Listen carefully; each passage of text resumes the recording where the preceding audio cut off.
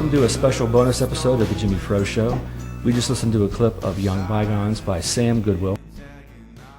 Sam Goodwill will be one of the three bands performing at Greyland Gallery on the 29th of March, 2014.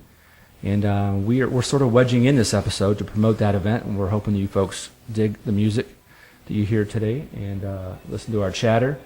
And if you're not already familiar with it, hopefully you do get familiar with it, and we'll see you at the gallery. So before we get into it, let's go around table and have everybody introduce themselves. I'm Sam. I'm Melanie. I'm Sam's wife. I'm here with intention of promoting both Greyland and Sam Goodwill. And should I have said, like, people. I'm Sam from Sam Goodwill? Or Probably implied. Okay. Sorry. And I'm Rocco, and one of the people at Greyland here, trying to make it happen. Right. As often as possible. Also, playing with Modern Life. So you're wearing two hats in this episode, this interview. Really? Apparently, yeah. Yeah. Well, maybe a hat and a ring. Hat and ring. Yeah. Nice. So Melanie and I talked before the interview, and she explained to me that this isn't the first time we've had bands here. You want to just give a synopsis of some of the feedback and how you felt those gigs went down? Yeah, it's been really interesting actually, because we didn't have a plan, just equipment and space from the get-go, and willing participants kind of just bubbled up out of the scene. People touring that knew one of us or somebody in the community that needed a place to play last minute or whatever. One of our first big shows was Baker, local hip hop. Mm-hmm, yeah. So that, that kind of got things rolling. Like, people understood from that point that things like that could happen. But we currently have a group of young people that are in high school who throw shows here regularly, and it is awesome. A lot of folk punk and kids. Yeah, with some of my favorite ukuleles. nights. Oh, Absolutely. man. I love those guys. Yeah, it's really, really neat the way that Greyland has, I don't know, it's just become a music venue. Mm-hmm. Can you get into Human Petting Zoo? Is that their Oh name? yeah. Is it Rainey? Uh-huh. Yeah, Rainy. Yeah, she's awesome. And Scotty and their whole crew. Always a pleasure having them here. Yeah, they're like little young indie kids. They Yeah. crack me up, all these sub-genres that they throw out there, Yeah. It's like cracker punk, man. You got to get down with cookie bar punk, I don't know. Absolutely. Right? Like, it's an education to have Yeah. them here. Melanie, can you maybe talk about the brain seeds behind Greyland and the history and the sprouting of it and what its mission statement is? Yeah, I think a lot has changed downtown in the last couple of years, and there's a need for a place like this where cultural things are happening and artists feel like they can be themselves. So this place came when a lot of those places were leaving the downtown area, just out of need and out of Rocco's presence and participation in downtown. And yeah, I don't know, I just got a random phone call one day hey, I got this space, you should come look at it. And I just said I'm in, and there was 3 of us to begin with. Hannah Woodruff had a big part in getting the place going. And now there's 6 of us, 6, 7 sometimes, Mm-hmm. that keep the place running. Just we have a meeting every week and brainstorm, and an event every single Friday, sometimes Saturdays too. So it's a vintage shop. You can buy strange, wonderful things here. Records, clothing, mid-century furniture. Nice. Yeah. So it's not just a thrift store. It's not just a gallery. It's, a vintage mart. Mm-hmm. Vintage Maxi Mart. That's great. Very cool. Yeah, it's pretty weird to think about, too. You say, a random phone call. It was. In reality, because, I don't even think we ever really talked about anything. I know. We weren't even really that close, as hanging out or anything. It was just yeah, Melanie, she's pretty cool. She likes clothes, she's kind of right? weird. Yeah. That's close. She'll fit in with Kinda us. weird. Check. Yeah. Yeah, no, and it's been like that with everyone that's involved. It's just like, they're kind of strange, and they're good people, like, and it works out. You know, the whole crew is like really awesome here. I feel like we have a great team, and it couldn't be happening any other way as far as that goes. So what's your background, Rocco? Do you come from an art background, or you dabble in other different things, cultural things? I probably come from just buying and selling. You know, just buying and selling my whole life. Didn't really have like normal jobs. I mean, I had normal jobs when I was like super young, but eventually just started kicking around, probably with music equipment. I know that we're like a block and a half down from the Oakland Theater. What's the exact address here? 23 West Boardman Street. Okay. And the spelling, Grey? Grey. Okay. Because I think when I Googled it, I might have put in Gray at first, but it's... Yeah, that was the question. It was like, all right, we like Greyland. Yeah. Here, A. We decided. So, what's the history behind Modern Life? I've heard the name for years, but I don't really know much about the music and band. The history behind the band itself, it's gone through like huge changes, I guess.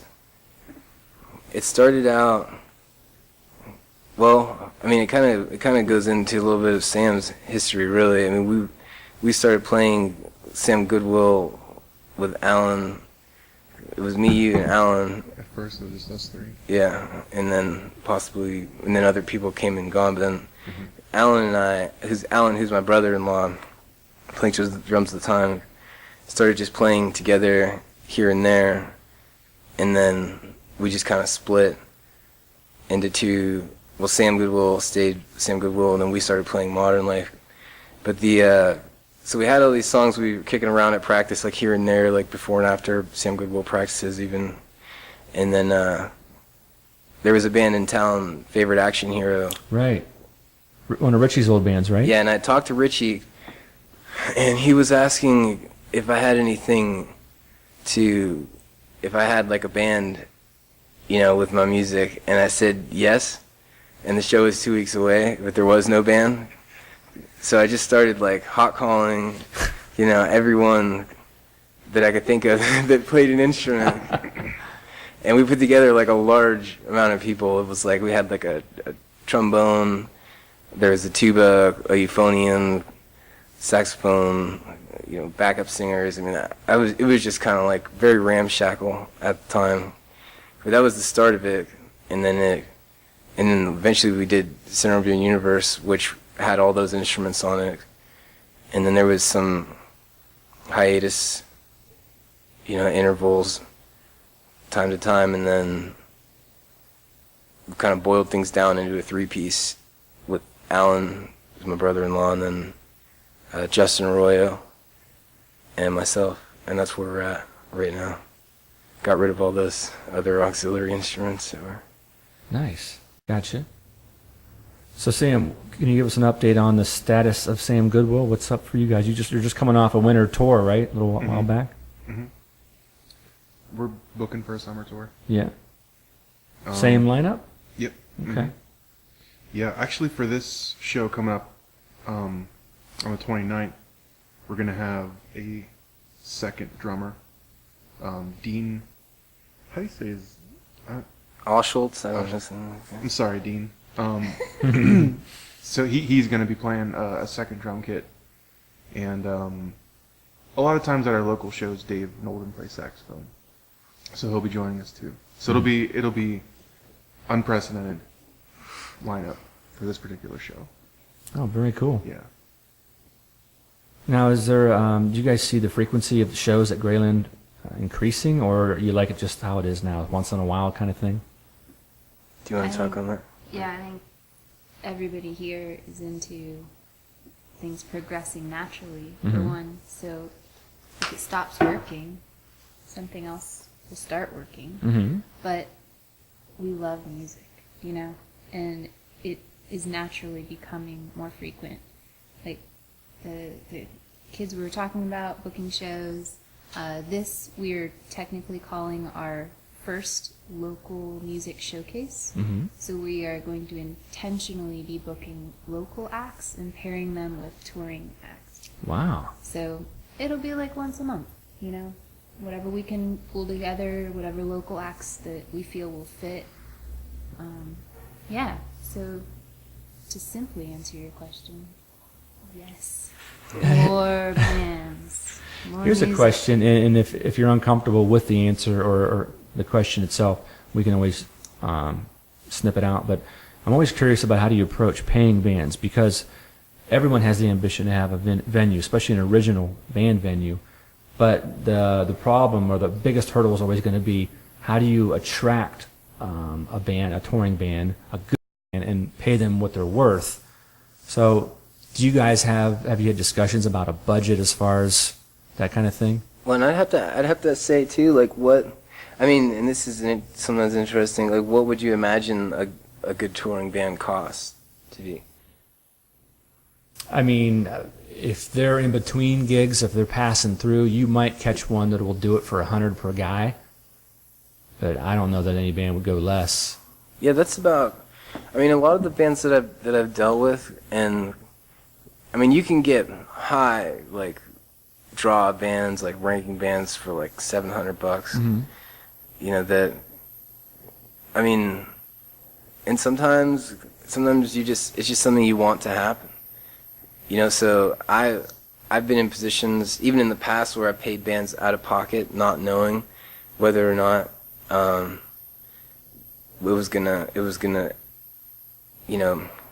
benefit in the end.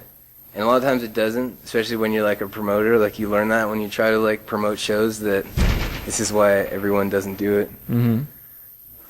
But I think that with Greyland and with like things becoming more and more in this DIY scene, you get an understanding with bands, especially bands that are traveling a lot, because you see them saying like, we just want to play, you know, and then it becomes this kind of like communal exchange. Like they're coming through town, and we're not talking like bands that, you know, have this like the huge guarantee and the giant draw, but just like ones that, you know, want a place to stay and want to like meet good people, and that's how it works a lot of times. So I mean, it's different situations constantly. Yeah, and it becomes a chicken and the egg type of thing too, because sometimes you want to draw people, you want outsiders to come, not just Youngstown locals, but sometimes you need a big band, a band with a little bit of recognition. But, you know, you'll get club owners who say, well, wait till we get a little bit of a cash flow and we draw some outsiders in first. So you see what I'm saying? It's like kind of like reverse cyclic to where, well, is it the chicken or the egg? How do you get those outsiders to come in unless you first pay a band, a good band with name recognition, to come to draw them in the first place?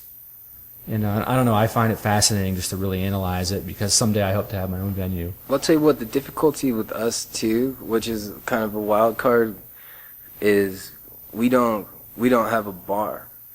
So a lot, you know, usually if you're going to pay a band $1,000, it's because they're going to fill your bar and everyone's going to drink and you're going to make 10 times that. Right. But in this case, you know, so what we've done is try to, like, we'll chop up like what money comes in, you know. So if like we own the sound system and we've like acquired the sound system, put it together, so there's no sound man fee, which normally at a bar you might pay $100 to $200 or more, just, you know, out of the door money. So whatever comes, and then we have an agreement. You know, we figured out how to pay the doorman without it coming out of the door money. So anything that comes through the door goes to the bands, and like just figuring out like that. But because we don't have a bar, it becomes more difficult. Sure, there's no offset and no other source of revenue, right? But I have to say that we will have booze for the show on the 29th. Booze. We do have, It's yeah. important. We like get specific licenses when the events warrant it, and then we run the booze through a totally separate thing that is called the Greyland Community Arts Collective. which is, like, it's just a separate entity. Mm-hmm. But I have to tell you, like, on this whole, in this space here, people like Jimmy Fro and organizations like Greyland, I mean, we have to keep doing what we're doing, otherwise it doesn't matter, like, your venue doesn't matter. I mean, unless you've got money, right? Yeah. Because we need a scene, we need to trust each other, we need to know each other, and at least be aware of what each other are doing. And so what you're doing is really important, But that's kind of like a goal of Greyland, is just to be a place there where people can get together and talk and listen to each other's stuff. We have some local music for sale. So, That's awesome. I mean, all of that's important. You just have to build a community up where the creative energy is being exchanged. Yeah, it's almost like you need to complete a circuit, and even if you don't have the budget, you have to be open. Your doors have to be open. You have to be active and doing something so that there's that extra stop that makes a scene. Because one venue and one bar, it's just one venue and one bar. But you get 2 and 3, then it becomes a scene, and when it becomes consistent, it becomes a happening scene or a good scene or legitimate scene, I guess you'd say. Yeah, I mean, it's all up in the air right now in Youngstown, Really is. Cedar's really created a vacuum and changed things up. Yeah. I mean, they're still there in the West End, but it's a different dynamic because you can't park your car in downtown Youngstown and West Federal and walk to it like you used to be able to. We've always been pushing toward it, like being a venue as like a main goal. I mean, I know myself, playing. A lot of times you play a bar that is there to make money off alcohol. Not that there's anything wrong with that, but like what ends up happening with the band is you are like part of the wall decoration. It's like, oh, let's go to this bar because they have like lights. Let's go to this one because they have a live band. And it's like no one's really paying attention a lot of the times. Right. But when we have something like this, I mean, I've seen. Like, people get up and there'll be 6 people here, and everyone is just stopped and paying, like, hard attention on them. And that means a lot to be able to It does. interact. And so when we have bigger shows, it's the same thing. Like, the only reason people are here are to interact with the entertainer, and it's totally different. I mean, They come here to see and hear music. Yeah, that's it. Not to get, drunk, and then maybe they'll catch a song or stand outside for most of the time. And that distinction, I think, comes with sort of an attitude or just a vibe that I don't think I've seen in Youngstown. Just more of a... Like, I played here 2 or 3 times solo, and it's almost... And I say this in a good way, it's almost uncomfortable how much people are paying attention to you when you play. So the attitude around this area, just around this venue, is, like, really supportive. And I see that a lot in, like, other cities. But I haven't really seen it quite like this in Youngstown until Greyland came around. So I think this is a really important venue for that reason. Hopefully that grows. Yeah, I like it. I mean, I like the feel of it. It's my first time being here. And I mentioned before, I'm excited to be part of it, and it was very nice of you guys to include me. So have we covered everything? Is there anything anybody wants to add, or do we want to sum up one more time the details of the show?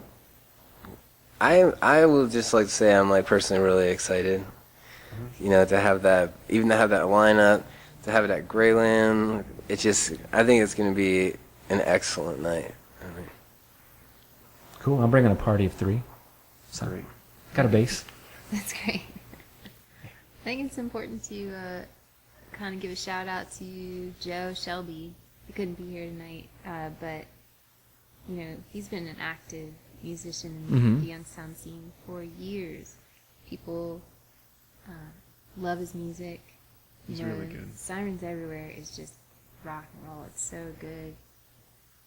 So the lineup is sick. Yeah, I think it people is. should know that about So the night good. too. If they're not familiar with the music, it's all sorts of rock and roll taking place. I mean, it's gonna really span, balance out. I mean, it should be a solid night for $5.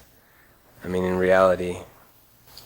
Yeah, we rarely play with other locals, and I'm just super pumped that this is the show we're playing locals. I just think it's really perfect. Like symbolically, it's all happening at this place, such a positive place. Sort of a, I don't know. It just feels like a really good, proper way to showcase a sort of like 3 ambassadors of the Youngstown scene. Nice choice of words, yeah. And like you were saying earlier, it's great to have people come and just come with the intent to watch and listen. Yeah. Right? Yeah. And these will be all full band performances, rocking out. Bring earplugs if you need. Yeah, you might need earplugs. Yeah. And I mean, standing room only. This place is going to be packed. So. Yeah. And what's the address once again? 23 West Boardman Street, And the doors open 9 o'clock. 9 o'clock. It's 21 and up, should we say that? 21 and up. 21 and up. Okay. And if you don't know where Boardman Street is, it's just 1 block from Federal on Phelps Street, right down Phelps, Parallel. near the candy shop. Okay. I wanted to say too, there's a Sirens Everywhere video, a live video from Absolutely at the channel, also at YouTube. So, yeah, and if Joe is able to get a track to me by the time I edit this, I'll wedge it in. Great. Yeah. Cool. So that's it. We got everything. That was good. Yeah. Thank you so much. Yeah. Thank you guys.